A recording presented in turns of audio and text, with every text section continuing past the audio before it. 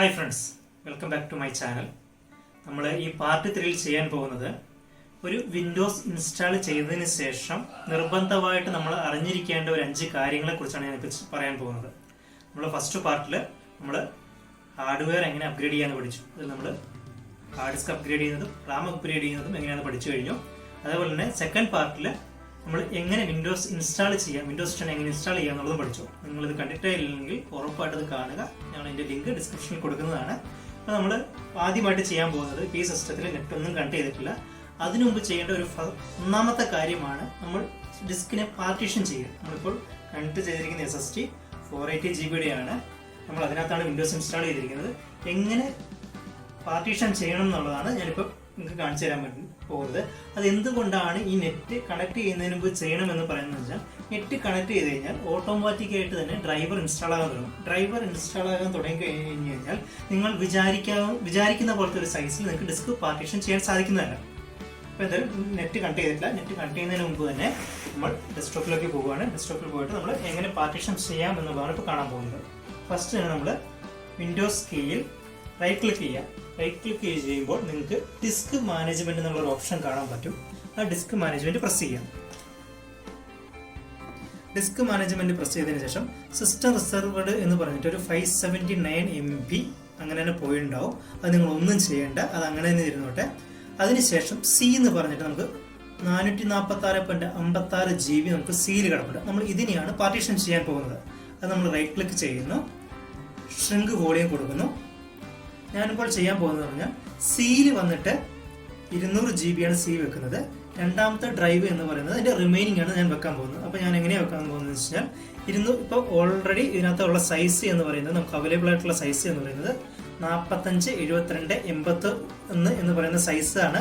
നമുക്ക് ഇത് MB-യിലാണ് കൊടുത്തിരിക്കുന്നത്. ഇതിൽ 200 GB അവിടെ തന്നെ വെച്ചതിന് ശേഷം റിമൈനിങ് ആയിട്ടുള്ളതാണ് സെക്കൻഡ് ഡിസ്കിലോട്ട് നമ്മൾ പാർട്ടീഷൻ ചെയ്ത് മാറ്റാൻ പോകുന്നത്. അപ്പോൾ നമ്മൾ ആദ്യം ചെയ്യാൻ പോകുന്നത്, ഇതിനകത്ത് ചോദിക്കുന്നത് enter the amount of space to shrink in MB എന്നാണ് അവർ ചോദിക്കുന്നത്. അപ്പോൾ നമ്മളെന്ന് വെച്ചാൽ റിമൈനിങ് ആയിട്ടുള്ളത്. അപ്പം ഇതിനകത്ത് ഇവിടെ 446 ഉണ്ട്. അപ്പോൾ 246 ആണ് നമുക്ക് റിമൈനിങ് നമ്മുടെ സെക്കൻഡ് ലോക്കൽ ഡിസ്കിലേക്ക് മാറ്റുന്നത്. അപ്പോൾ നമ്മളവിടെ 246 × 1024 അടിക്കുക. അപ്പോൾ നമുക്ക് 1024 എന്ന് MB ആണ് നമ്മൾ 1 GB. അപ്പോൾ നമ്മൾ 246 × 1024 അടിക്കുമ്പോൾ നമ്മളിവിടെ 251,904 ആണ് നമുക്ക് അപ്പോൾ അങ്ങനെ കാൽക്കുലേറ്റ് ചെയ്യുമ്പോൾ നമുക്ക് കിട്ടുന്നത്. നമ്മൾ ഷ്രിങ്ക് എന്ന് കൊടുക്കുന്നു. അപ്പോൾ നമുക്ക് അങ്ങനെ ആ 246 എന്നുള്ളത് നമുക്കൊരു അൺലോക്കറ്റഡ് സ്പേസ് ആയിട്ട് വന്ന് കിടപ്പുണ്ട്. അപ്പോൾ നമുക്കതിനെ ഇപ്പോഴും ഇതൊരു ലോക്കൽ ഡിസ്ക് ആയിട്ട് മാറിയിട്ടില്ല. നമുക്കത് ഈ 246 GB ഒരു അൺയൂസ്ഡ് സ്പേസ് ആയിട്ടാണ് നമുക്ക് കിടക്കുന്നത്. അതിന് നമ്മൾ യൂസ്ഡ് സ്പേസ് ആക്കണമെങ്കിൽ നമ്മൾ അതിനെ ന്യൂ സിമ്പിൾ വോളിയം എന്ന് കൊടുക്കുക, നെക്സ്റ്റ് കൊടുക്കുക.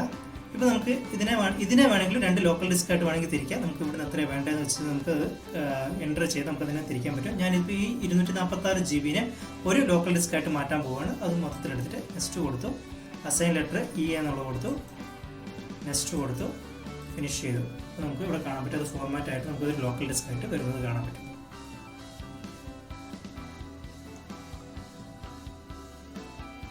ഫോർമാറ്റ് ആയിക്കൊണ്ടിരിക്കുകയാണ്. ഇപ്പോൾ നമുക്ക് ന്യൂ വോളിയം എന്ന് വന്ന് നമുക്കത് കാണാനായിട്ട് ഇവിടെ പോകുന്നു. ഇവിടെ PC-യിൽ പോയി കഴിഞ്ഞാൽ നമുക്ക് ലോക്കൽ ഡിസ്ക് C ഇത്ര സ്പേസിൽ 200 GB കിടക്കുന്നത് കാണാം. ന്യൂ വോളിയം ഈ 245 GB കിടക്കണം. അപ്പോൾ നമ്മൾ ഫസ്റ്റ് സ്റ്റെപ്പ് എന്ന് പറയുന്നത് നമ്മൾ പാർട്ടീഷൻ ചെയ്ത് കഴിഞ്ഞു. ഇനി നമ്മുടെ സെക്കൻഡ് സ്റ്റെപ്പ് എന്ന് പറയുന്നത്, ഞാനിപ്പോൾ നെറ്റ് കണക്ട് ചെയ്തിട്ടില്ല, നമ്മൾ ഇത് കഴിഞ്ഞു. ഇനിയുള്ളത് നമ്മൾ നെറ്റ് കണക്ട് ചെയ്യണം. അടുത്ത് എന്താ ചെയ്യാൻ പോകുന്നതെന്ന് വെച്ച് കഴിഞ്ഞാൽ, നമ്മളെ ഇപ്പോൾ നെറ്റ് കണക്ട് ചെയ്യാത്തത് കൊണ്ട് ഇവിടെ നമ്മൾ ആക്ടിവേറ്റ് ചെയ്തിട്ടുണ്ടോ ഇല്ലയോ എന്നുള്ളത് ഇവിടെ കാണാൻ പറ്റില്ല. നെറ്റ് കണക്ട് ചെയ്ത് കഴിഞ്ഞാൽ ഇത് ഓട്ടോമാറ്റിക്കായിട്ട് ആക്ടിവേറ്റ് ചെയ്തിട്ടില്ല എന്ന് നമുക്ക് കാണിച്ചു തരും. അപ്പോൾ നെറ്റ് കണക്ട് ചെയ്തതിന് ശേഷം നമ്മൾ നമ്മുടെ കയ്യിലെ പ്രൊഡക്റ്റ് കീ എൻ്റർ ചെയ്ത് നമ്മുടെ വിൻഡോസിനെ ഒറിജിനലാക്കി മാറ്റുന്ന ഒരു പ്രോസസ്സാണ് ഞാൻ ഇപ്പോൾ ചെയ്യാൻ പോകുന്നത്. അപ്പോൾ ആദ്യമായിട്ട് നെറ്റ് കണക്ട് ചെയ്യാൻ പോവുകയാണ്. നെറ്റ് കണക്ട് ചെയ്യുന്നതൊന്നും ഞാൻ കാണിക്കുന്നില്ല.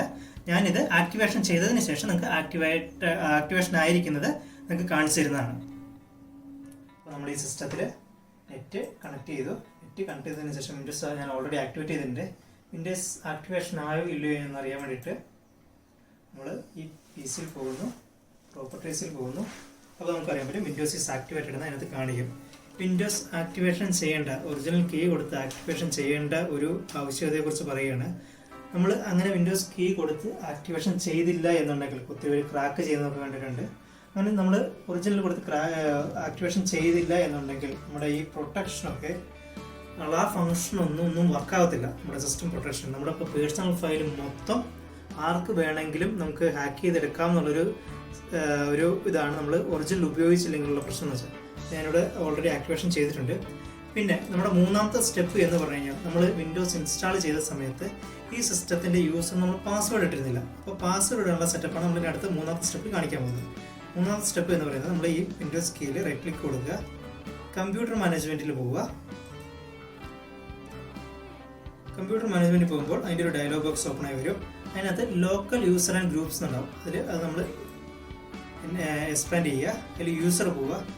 യൂസർ പോയതിനു ശേഷം നമ്മൾ ക്രിയേറ്റ് ചെയ്ത യൂസറിൻ്റെ നെയിം ഇവിടെ കാണാൻ പറ്റും, അഭിലാഷ് ആൻ്റണി എന്നുള്ളത്. അപ്പോൾ നമ്മളത് റൈറ്റ് ക്ലിക്ക് ചെയ്യുന്നു, സെറ്റ് പാസ്വേഡ് കൊടുക്കുന്നു. സെറ്റ് പാസ്വേഡിൽ അതിനകത്തൊരു വാർണിംഗ് മെസ്സേജ് പോലെ വരുന്നതാണ്. അത് നമ്മൾ പ്രൊസീഡ് കൊടുക്കുന്നു. എന്നിട്ട് നമ്മൾ പാസ്വേഡ് എൻ്റർ ചെയ്യുകയാണ്. പാസ്വേഡ് എൻ്റർ ചെയ്യുന്നത് ഞാനിപ്പോൾ ജസ്റ്റ് ഒരു എക്സാമ്പിളിന് വേണ്ടിയിട്ട് 1 2 3 4 5 6 7 8 9 വരെ കൊടുത്തു. 1 2 3 4 5 6 7 8 9 നമുക്ക് എപ്പോൾ വേണമെങ്കിലും മാറ്റാവുന്നതാണ്. അപ്പോൾ ഞാൻ നമുക്ക് കാണിച്ചൊരു ജസ്റ്റ് എക്സാമ്പിളിന് വേണ്ടിയിട്ടാണ് ഈ പാസ്വേഡ് കൊടുത്തത്. എന്നിട്ട് ഓക്കെ കൊടുത്തു. അങ്ങനെ പാസ്വേഡ് ഓക്കെ ഉണ്ട്. ഇപ്പോൾ നമുക്ക് ജസ്റ്റ് ചെക്ക് ചെയ്യാം പാസ്വേഡ് കൊടുത്തത് ഓക്കെ ആയിട്ടുണ്ടോ ഇല്ലയോ എന്നുള്ളത്. നമ്മൾ റീസ്റ്റാർട്ട് ചെയ്യുന്നു. നമുക്ക് റീസ്റ്റാർട്ട് ചെയ്യുമ്പോൾ അതിൻ്റെ കണ്ടോ എന്ത് പെട്ടെന്നാണ് റീസ്റ്റാർട്ട് അത് ഓഫായിരിക്കുന്നത്. ഇപ്പോൾ ഓണായി വരുന്നതും കാണാം. ഇതിൻ്റെ ആ ഒരു SSDയുടെ ഒരു പ്രത്യേകതയാണിത്. ഇപ്പോൾ നമ്മൾ ബാക്കിയുള്ള HDD ആണ് ഹാർഡ് ഡിസ്ക്കാണ് ഉപയോഗിച്ചിരുന്നെങ്കിൽ ഇപ്പോൾ നമുക്ക് റീസ്റ്റാർട്ട് ചെയ്യാൻ തന്നെ എത്രത്തോളം സമയം എടുക്കും നമുക്ക് എക്സ്പീരിയൻസ് ചെയ്തവർക്ക് അറിയാവുന്ന ഒരു കാര്യമാണ്. വളരെ പെട്ടെന്ന് തന്നെ നമുക്ക് റീസ്റ്റാർട്ടായി വിൻഡോസ് ലോഗോ വന്നു കഴിഞ്ഞു. പാസ്വേഡ് സ്ക്രീനിലേക്ക് വന്നു. അപ്പോൾ പാസ്വേഡ് ഇവിടെ എൻ്റർ ചെയ്താൽ മാത്രമേ നമുക്ക് എൻ്റർ ചെയ്യാൻ പോകാൻ പറ്റുള്ളൂ. നമ്മൾ പാസ്വേഡ് എൻ്റർ ആയി. ഇതാണ് നമ്മുടെ തേർഡ് സ്റ്റെപ്പ് എന്ന് പറയുന്നത്, പാസ്വേഡ് എനാബിൾ ചെയ്യുന്നത്. ഇനി ഫോർത്ത് സ്റ്റെപ്പ് എന്ന് പറയുന്ന സംഭവം, നമ്മൾ ഇതുവരെയും ഡ്രൈവർ ഒന്നും ഇൻസ്റ്റാൾ ചെയ്തിട്ടില്ല. ഡ്രൈവർ ഇൻസ്റ്റാൾ ആയിട്ടില്ല എന്നുള്ളത് നമുക്ക് മനസ്സിലാകണമെങ്കിൽ ഡിവൈസ് മാനേജറിൽ പോവുക.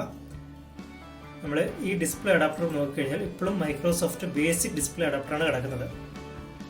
ഇനി ഒരു വിൻഡോസ് 10ൻ്റെ ഒരു ഗുണം എന്ന് വെച്ച് കഴിഞ്ഞാൽ നമ്മൾ ഒരു ഡ്രൈവർ പോലും സെപ്പറേറ്റ് ആയിട്ട് ഇൻസ്റ്റാൾ ചെയ്യേണ്ട ആവശ്യമില്ല. വിൻഡോസ് 7 ആണെങ്കിൽ നമ്മൾ സെപ്പറേറ്റ് ആയിട്ട് പിന്നെ ഡിസ്പ്ലേ ഡ്രൈവർ ഇൻസ്റ്റാൾ ചെയ്യണം, സൗണ്ട് ഡ്രൈവർ ഇൻസ്റ്റാൾ ചെയ്യണം.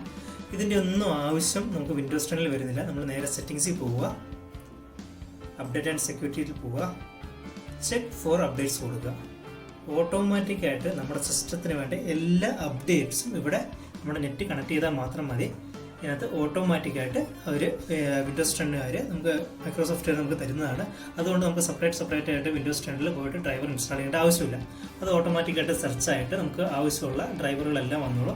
നെറ്റ് നല്ല സ്പീഡ് ഉണ്ടായിരുന്നാൽ മാത്രം മതി. നെറ്റ് കണക്ട് ചെയ്തിട്ടുണ്ട്, ഓൾറെഡി വന്നു കഴിഞ്ഞു. സെക്യൂരിറ്റി ഇൻ്റലിജൻസിൻ്റെ വന്നു. ഡിസ്പ്ലേ തന്നെ NVIDIA ഡിസ്പ്ലേ അഡാപ്റ്റർ നമ്മുടെ ഡ്രൈവറും ഓട്ടോമാറ്റിക്കായിട്ട് അതിന് തോന്നിട്ട്. അപ്പോൾ അങ്ങനെയുള്ള നമ്മൾ ആ ഒരു ജസ്റ്റ് അപ്ഡേറ്റ്സ് ചെക്ക് ചെയ്താൽ മാത്രമേ നമുക്ക് ആവശ്യമുള്ള ഡ്രൈവേഴ്സ് എല്ലാം ഓട്ടോമാറ്റിക്കായിട്ട് തന്നെ അപ്ഡേറ്റ് ആവുന്നതാണ്.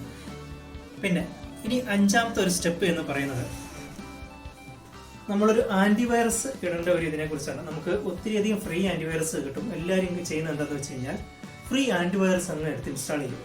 ഇതിൻ്റെ ഒരു ദോഷം എന്ന് വെച്ച് കഴിഞ്ഞാൽ വൈറസിനെ പോലെ തന്നെ ദോഷം ചെയ്യുന്ന ഒന്നാണ് ഈ ഫ്രീ ആൻറ്റിവൈറസ് എന്ന് പറയുന്നത്. നമ്മൾ കാശ് കൊടുത്തൊരു വാങ്ങിച്ചിടുന്ന ആൻറ്റിവൈറസും ഫ്രീ ആൻറ്റിവൈറസും തമ്മിൽ രാത്രിയും പകലും തമ്മിലുള്ള വ്യത്യാസമുണ്ട്. നമ്മുടെ എന്താ പറയുക, നമ്മുടെ സിസ്റ്റത്തിന് ഒരു പെർഫോമൻസ് പകുതിയോളം ഇല്ലാതാക്കാൻ ഈ ഫ്രീ ആൻറ്റിവൈറസുകൾക്ക് സാധിക്കും. ഓൾറെഡി നമ്മുടെ വിൻഡോസ് ഒറിജിനലാണ് തന്നെ വിൻഡോസ് ഡിഫൻഡർ ആക്റ്റീവ് ആയിരിക്കും.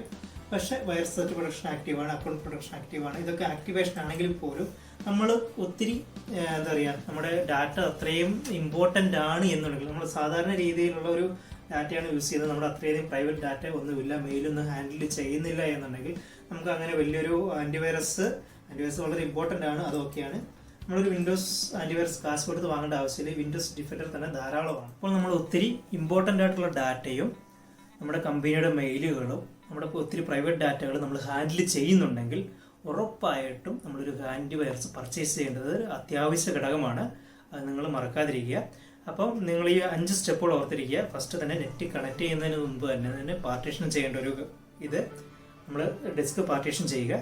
രണ്ടാമത്തത് എന്ന് പറയുന്നത് വിൻഡോസ് ആക്ടിവേഷൻ്റെ ഒരു ഇമ്പോർട്ടൻസ് ആണ്. മൂന്നാമത്തെ ഇത് എന്ന് പറയുന്നത് നമ്മുടെ പാസ്വേഡ് സെറ്റിംഗ് ആണ്.